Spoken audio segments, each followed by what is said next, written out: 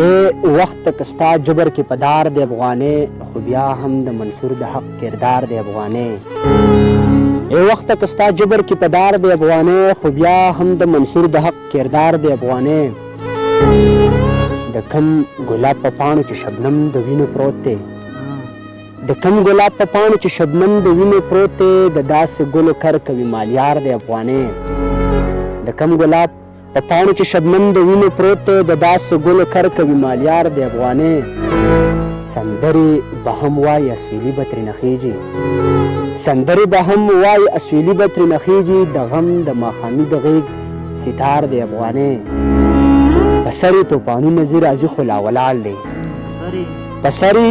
توپانونه ځي راځي خو لا ولاړ دی د هڅکو غرونو راج کوي چنار د افغانې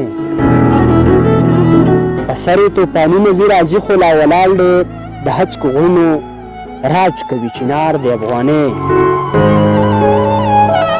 او د عدم تشدد د فلسفې نه بهر نه ځي د عدم تشدد د فلسفې نه بهر نه ځي که هر څومره اورونو کې ایثار د افغانې بې واکه بې اختیاره د کابل په سینه پروت دی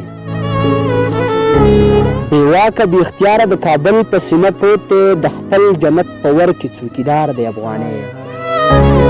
بې واکه بې اختیاره د کابل په سینه پروت دی د خپل جنت په ور کې څوکیدار د افغانې او چا ویشتو چا مړ کړو